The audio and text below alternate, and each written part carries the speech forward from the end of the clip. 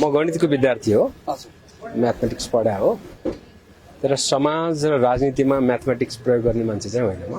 तपाईँका प्रतिद्वन्द्वीहरू अब भन्ने हो भने नेकपा एमालेकै पार्टी सभापति, पार्टी अध्यक्ष हुनुहुन्छ, जिल्लाको अध्यक्ष हुनुहुन्छ होइन? तपाईँलाई थाहा छैन? अनि उहाँको पोर्टफोलियो थाहा छैन, उहाँ चाहिँ मेरो प्रतिस्पर्धी भन्ने चाहिँ थाहा होला। योभन्दा अगाडि चुनावमा होमिएका अर्का करण हुनुहुन्छ होइन? यतापट्टि नेकपा सबैजना मेरो अग्रज हुनुहुन्छ। त्योभन्दा म बोल्दैछु, भन्नु न।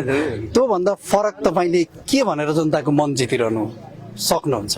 यस्तो हो उहाँहरूले यस्तो छोड्नु, त्यो कुरो नि बुझ्छु मैले। तपाईँले सोध्न खोजेको प्रश्नको एकदम राम्रो तरिकाले बुझ्छु म। यस्तो हो, मैले नर्मल्ली चाहिँ एउटा निर्वाचनभरि आफ्नो प्रतिद्वन्द्वीहरूको नाम नलिने कसम खाछु। म मजिरीपाटनमा जन्म्या हो, बुझ्नुभयो नि। यो मान्द्रेढुङ्गा म कुटो खेतालो आएको ठाउँ हो, बाउसे गरेको ठाउँ हो। आफ्नो ठाउँमा नउठेर म कहाँ गएर हुने त? ठिक छ, तपाईँले भनेअनुसार अब जनताले यहीँ जन्मेको यसलाई हालिदिउँ भनेर त पक्कै पनि हाल्दैनन् होला, तपाईँका भिजन हेरेर हाल्ने होला। पहिला पोखरा महानगरको पालिकाको मेयरको रूपमा दावेदारी प्रस्तुत गर्नुभएको थियो, केही मतान्तरले गर्दाखेरि पराजित पनि धेरै मतान्तर। अहिले फेरि राष्ट्रिय सभाको प्रतिनिधि सभातर्फ लाग्दै हुनुहुन्छ होइन? अब मेयरमा जनताले पताएनन् भनेर माथि जानुभयो हो, अथवा म चाहिँ प्रतिनिधि सभाका लागि मेरो क्षेत्र यो 3 नम्बर क्षेत्रबाट चाहिँ मलाई चाहिँ मत अलि बढी आएको भनेर लेखाजोखा गरेर चाहिँ त्यो मतका हिसाबले प्रतिनिधि सभामा उम्मेदै हुनुहुन्छ? यस्तो छ, म गणितको विद्यार्थी हो, म्याथमेटिक्स पढा हो, तर समाज र राजनीतिमा म्याथमेटिक्स प्रयोग गर्ने मान्छे चाहिँ होइन म। कति मत मैले ल्याएँ होइन, त्यो चाहिँ गौण कुरा हो। अघि मैले भनेको पनि थिएँ, 79 सालको स्थानीय निर्वाचनमा मैले त्यो बेला फेसबुक पोस्ट मार्फत उम्मेदवारी घोषणा गरेको थिएँ, जहाँ मैले के लेखेको थिएँ भन्दा हार र जितभन्दा माथि पनि एउटा लडाइँ हुन्छ, त्यो लडाइँ स्वाभिमानको लडाइँ हो। म त्यो लडाइँ लड्न जाँदैछु, म मेयरको पदमा उम्मेदवारी दिन जाँदैछु भन्ने लेखाएँ। र त्यसको साङ्केतिक अर्थ के थियो भन्दा म हार्न चुनाव उठ्दैछु भन्ने थियो, जित्नलाई होइन। म हार्नलाई नै उठ्दैछु, किन भन्दा म हार्दाखेरि हार्ने प्रकारले चुनाव उठ्यो भने चेतना विस्तारमा सजिलो हुन्छ। तपाईँ जित्ने तरिकाले उठ्दाखेरि चाहिँ तपाईँ घर दैलो गर्नुपर्छ, धेरै ठाउँमा कुद्नुपर्छ, तर हार्ने तरिकाले तपाईँ उठ्नुभयो भने चाहिँ अरू धेरै साथीहरूलाई उठाउन पाइन्छ। मैले नेपालभरिका त्यो बेलामा उठेका धेरै मेयरहरूको घोषणापत्र लेखेको छु, उहाँको ड्राफ्ट गरेको छु त्यो बेलामा। र एक प्रकारले मान्छेहरूलाई चाहिँ आफ्नो परम्परागत दलभन्दा बाहिर भोट हाल्नलाई बानी पारेको छु क्या त्यो बेला होइन। त्यो एउटा मलाई गर्व छ नि, त्यही कुनै न कुनै योगदान बालनको जितमा मेरो पनि छ, हर्गजीको जितमा मेरो पनि छ, गोपीजीको जितमा मेरो पनि योगदान छ, किनकि म जित्नलाई उठेकै थिएन क्या।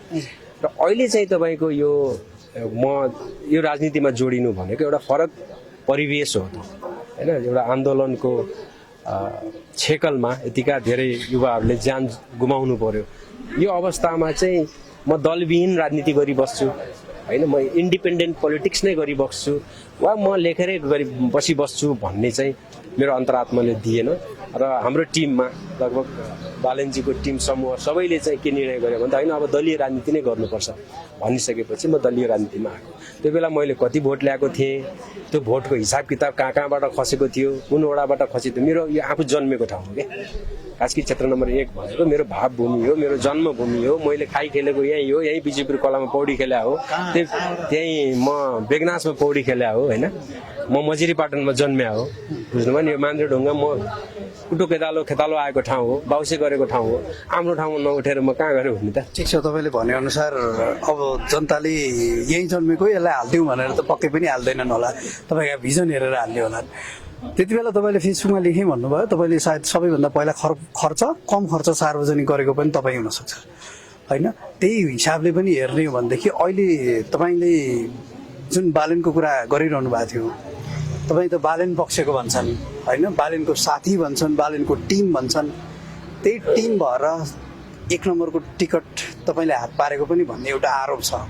रासोपा भन्दा पनि बालेनको टिम भएर चाहिँ बालेनले चाहिँ मेरो टिमको एकजनालाई चाहिँ दे भनेर दिएका हुन् कि, अथवा तपाईँ रासोपाभित्रको पनि यो 1 नम्बरभित्रको पनि सबैभन्दा क्यापेबल हुनुहुन्थ्यो, अथवा यो टिकट पाउनुमा चाहिँ केही छ बालेनको इन्टायर कोर टिम भएर?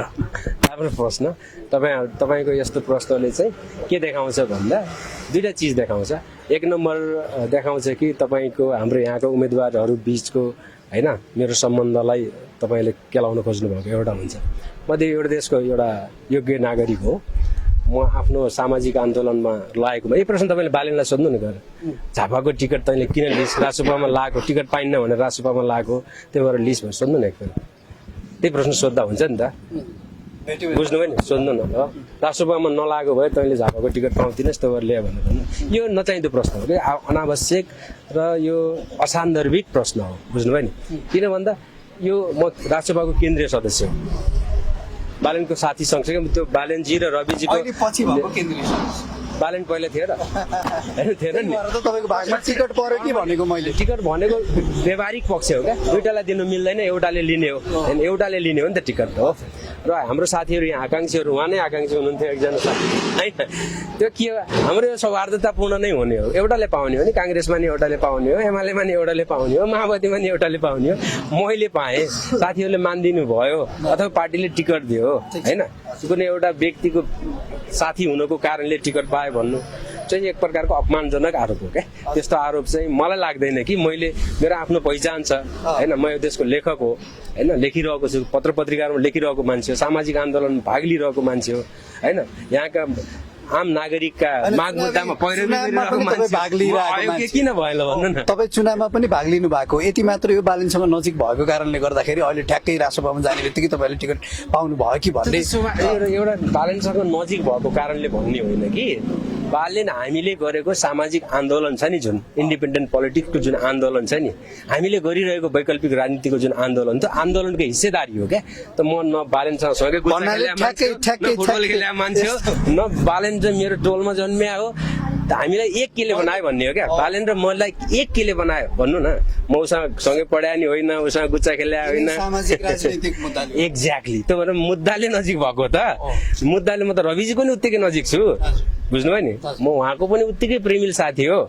त्यो मित्रता भन्ने अलग पाटो हो क्या। हामी चाहिँ सामाजिक आन्दोलनको कारणले, आवश्यकताको कारणले एक ठाउँमा भएको। ठिक छ, यसलाई छोडौँ। तपाईँका प्रतिद्वन्द्वीहरू अब भन्ने हो भने नेकपा एमालेकै पार्टी सभापति, पार्टी अध्यक्ष हुनुहुन्छ, जिल्लाको अध्यक्ष हुनुहुन्छ होइन? तपाईँलाई थाहा छैन? अनि उहाँको पोर्टफोलियो थाहा छैन, उहाँ चाहिँ मेरो प्रतिस्पर्धी भन्ने चाहिँ थाहा होला।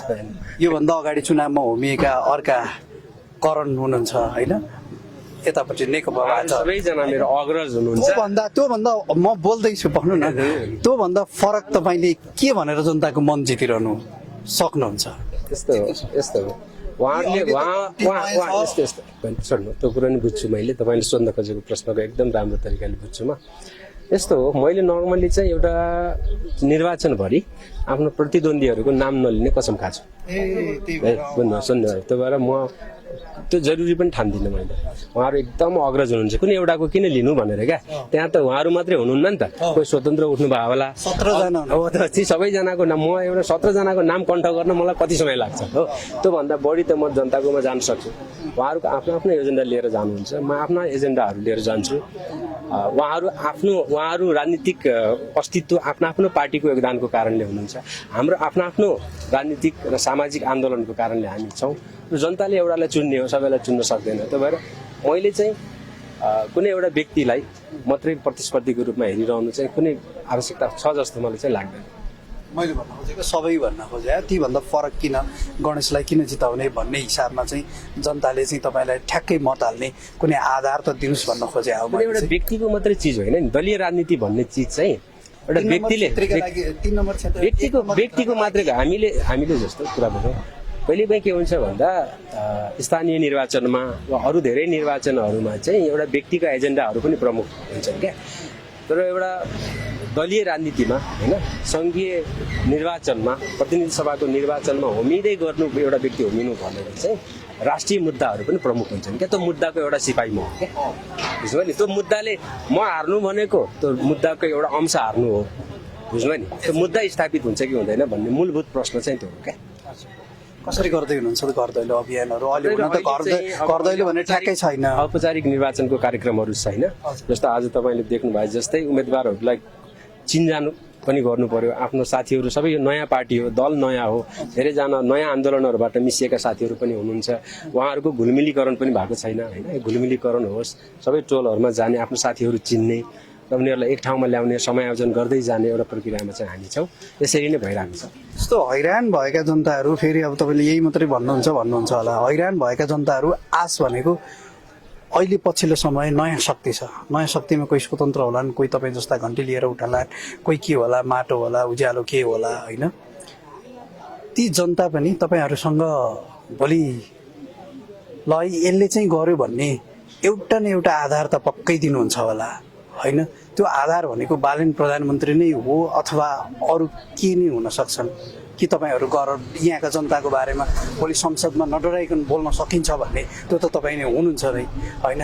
ती बाहेकका अरू आधारहरू के छन् राष्ट्रपति? नर्मल्ली चाहिँ तपाईँले भन्नुभयो जस्तै अहिले देशका धेरै वैकल्पिक विचार राख्नेहरू, पार्टीहरू होलान्, व्यक्तिहरू होलान्, एक ठाउँमा आउँदै गरेको अवस्था छ। केही आउनुभयो, केही छुट्नु भएको पनि होला।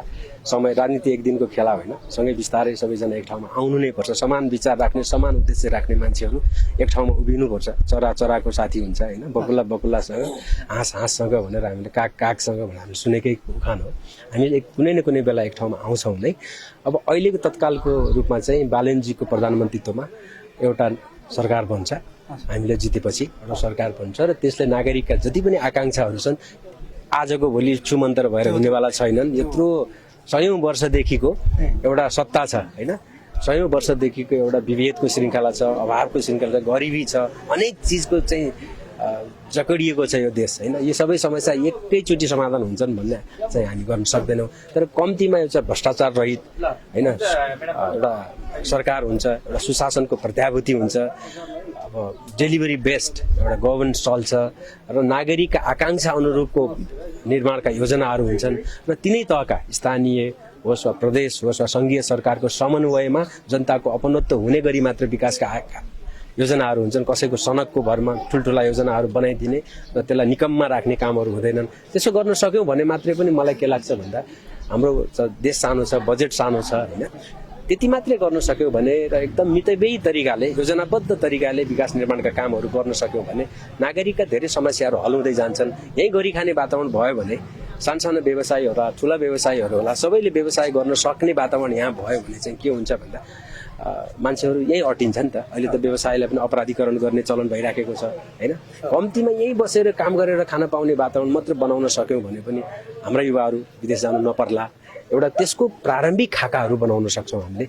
र कम्तीमा एउटा केही हुँदैछ है, यो देशमा केही हुँदैछ है भन्ने आशाको सञ्चार मात्रै दिन सक्नु पनि अहिलेको लागि चाहिँ ठुलो उपलब्धि हो जस्तो लाग्छ मलाई चाहिँ। त्यो हामी गर्छौँ। हस्, धन्यवाद। अब लगभग जित सुनिश्चित गर्दै जानु होला, यस्ता अभियानहरू चलाउँदै जानु होला। तपाईँलाई हिजो राजनीतिक भन्दा पनि एउटा अभियन्ताको रूपमा जनताले चिनेका छन्। त्यो अभियानले नै गर्दाखेरि तपाईँमाथि केही आशा त पक्कै नै छ। सफलताको शुभकामना। Thank you. मेरो साथी टिभी, हर पलको सहयात्री।